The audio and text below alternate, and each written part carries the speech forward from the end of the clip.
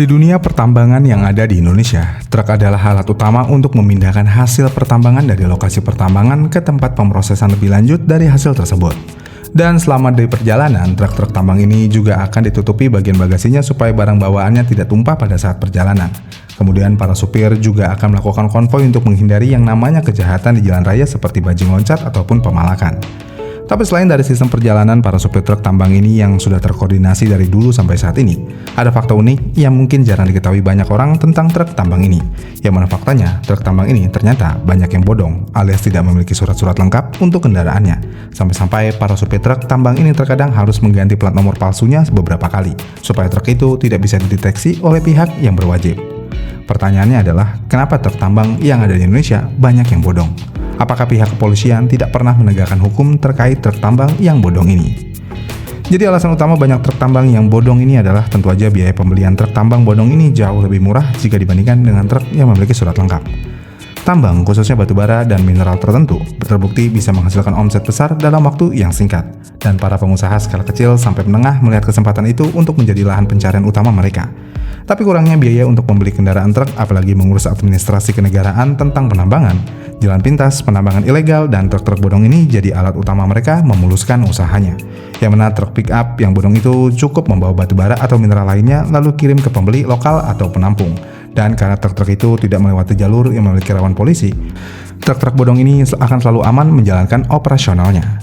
Selain itu, fakta di lapangannya untuk perusahaan pertambangan legal maupun ilegal seringkali memilih ekspedisi atau broker mengurus pengangkutan tanpa memperlihatkan dokumen mobil atau izin pertambangan yang valid. Bahkan terkadang ada juga truk tambang yang dimiliki perorangan atau disewa untuk mengangkut hasil tambang tersebut. Karena hal tersebut, jejak kepemilikan dan dokumen mudah dimanipulasi. Bahkan terkadang perusahaan pertambangan tidak selalu peduli dengan truk yang digunakan itu bodong atau tidak, asalkan biaya pengiriman barangnya itu murah dan cepat selesai. Ditambah lagi, wilayah tambang ini sering di lokasi terpencil yang bikin pengawasan fisik dari truk itu akan menjadi sangat susah dan akan memakan biaya yang sangat besar. Dengan hal yang ada, penegak hukum yang terbatas sumber dayanya seperti aparat polisi, dinas perhubungan dan instansi terkait menjadi kesulitan untuk mendeteksi truk-truk tambang yang bodong ini pada saat beroperasional. Selain itu, adanya praktik pemalsuan dokumen jalan, penggunaan dokumen perusahaan lain, pembuatan IUP palsu, atau pengalihan muatan seolah-olah berasal dari tambang berizin. Ketika dokumen bisa dipalsukan, truk bodong itu bisa bebas beroperasi, dan ini bukan sekedar urusan sopirnya aja yang memang melakukan hal curang. Tapi dibalik itu semua, sering ada operator lapangan, broker, dan pembeli yang siap menutup celah dari truk-truk tambang yang bodong ini demi tidak terlacak oleh pihak terkait. Tapi apakah pihak terkait tidak ada usaha lain untuk menghilangkan truk tambang yang bodong ini? Jawabannya tentu aja ada, tapi sayangnya masih kurang efektif. Karena Polri, aparat daerah, dan Kementerian ISDM sering sekali melakukan razia terhadap truk-truk tambang ini, tapi bersifat secara berkala dan kurang merata. Yang mana ada laporan penindakan di banyak daerah seperti truk bodong disita, pengemudi ditahan, tambang ilegal truk ini beroperasional ditutup, namun operasi ini sering muncul setelah kabar viral atau laporan masyarakat yang sudah menyebar luas, bukan dari langkah pencegahan berkelanjutan. Kemudian di beberapa kasus besar, pemerintah juga sudah membentuk tim gabungan dari Polri, kementerian terkait, dan pemerintah daerah untuk menindak tambang ilegal dan angkutan tambang tanpa surat-surat. Sebagai contoh, kasus tambang ilegal di wilayah IKN yang dibongkar dan diperkirakan menyebabkan kerugian triliunan, dan itu terjadi lewat operasi terpadu yang dijalankan oleh institusi terkait. Namun lagi-lagi penindakan besar cenderung menumpuk pada area tertentu setelah ada bukti kuat dan konkret, dan untuk langkah pencegahan kelanjutan masih jarang dilakukan sampai dengan saat ini. Lalu ada juga regulasi jalan khusus dan kebijakan zero odol membuat ada dorongan kebijakan agar angkutan tambang pakai jalan khusus yang dibiayai perusahaan. Dan implementasi jalur khusus ini dinilai bisa mengurangi operasi dari truk tambang yang bodong dan bisa menangkap ataupun menutup para pengusaha tambang yang tidak taat peraturan dan selalu merugikan negara. Karena dengan menggunakan truk tambang yang bodong, mereka bisa menggunakan solar subsidi ataupun merusak jalan raya yang ada karena membawa beban berat. Sedangkan para pengusaha yang menggunakan truk tambang bodong itu tidak pernah membayarkan pajak kendaraannya sama sekali, dan hal ini adalah kerugian buat negara yang sangat jelas sedang terjadi di depan mata.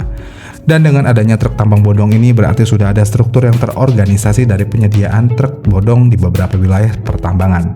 Dan hal ini tidak menutup kemungkinan adanya tindakan korupsi bagi para oknum-oknum aparat terkait untuk menyediakan truk-truk yang bodong. Dan hal ini tentu aja sangat diminati oleh para perusahaan tambang berskala kecil lainnya untuk mendapatkan keuntungan sangat besar buat perusahaannya. Jadi ya, dengan adanya truk tambang yang bodong ini, negara akan benar-benar sangat merugi. Karena perusahaan yang menggunakan truk tambang secara bodong ini tidak perlu membayarkan pajak kendaraannya, sedangkan hasil bumi yang mereka ambil sangatlah besar dan juga merusak. Lalu pertanyaan lainnya adalah, apakah di beberapa pertambangan yang resmi dan terdaftar di Indonesia ada yang menggunakan truk yang tidak memiliki STNK atau BPKB untuk operasional pertambangannya? Jawabannya tentu aja ada, dan fakta yang sebenarnya truk itu juga tidak bodong walaupun tidak memiliki STNK ataupun BPKB. Karena truk-truk tersebut adalah kendaraan tambang yang dianggap sebagai bukan kendaraan bermotor yang beroperasi di jalan raya. Dan kendaraan tersebut harus didokumentasikan dengan benar sebagai alat berat atau peralatan tambang oleh perusahaan pemiliknya. Dan biasanya melalui faktur, invoice, atau sertifikat kepemilikan bukan STNK ataupun BPKB. Kemudian penggunaan truk tanpa surat resmi seperti STNK atau BPKB hanya dibolehkan menggunakan truknya selama beroperasi di area proyek atau jalan khusus tambang. Dan pemilik tambang juga harus memiliki izin usaha pertambangan atau IUP yang sah, supaya truk yang tidak memiliki surat tersebut bisa beroperasional. Selain itu, udah jelas truk tambang yang tidak memiliki surat di daerah tambang itu dilarang menggunakan jalan umum tanpa izin khusus. Dan pelanggaran terhadap aturan ini dapat dikenakan sanksi pidana kurungan atau denda untuk si supir truk dan juga perusahaannya. Kemudian jika truk tanpa surat tersebut terkait dengan kegiatan penambangan tanpa izin atau penambangan ilegal, pemilik truk ataupun perusahaan dapat dikenakan sanksi pidana penjara paling lama 5 tahun dan denda paling banyak 100 miliar rupiah sesuai Undang-Undang Nomor 3 Tahun 2020 tentang pertambangan mineral dan batu bara. Dengan demikian, truk yang tidak ada STNK dan BPKB itu adalah truk yang diharuskan untuk beroperasi di dalam area tambang yang sah. Dan hal itu bukan masuk dalam kategori pelanggaran selama surat yang diperlukan untuk truk tanpa STNK dan BPKB itu terpenuhi. Jadi sekarang kita udah bisa membedakan mana truk tambang yang benar-benar bodong dan mana truk tambang yang masuk dalam kendaraan bermotor yang bukan beroperasi di jalan raya, yang bisa tidak memiliki STNK ataupun BPKB dari setiap unit truknya. Truk bodong di area tambang sebenarnya bukan sekedar soal truk yang tidak memiliki surat-suratnya aja, melainkan ini soal tata kelola sumber daya alam dan integritas sistem pemerintahan.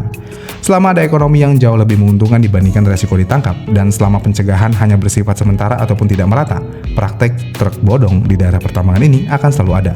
Karena emang dengan keuntungan berlipat yang akan didapatkan dengan menggunakan truk bodong di area pertambangan ini akan menjadi jalan pintas untuk para pengusaha tambang yang mau mendapatkan untung jauh lebih besar. Gimana nih menurut kalian tentang truk tambang banyak yang bodong ini? Komen di kolom komentar di bawah ya, dan sampai jumpa di video selanjutnya.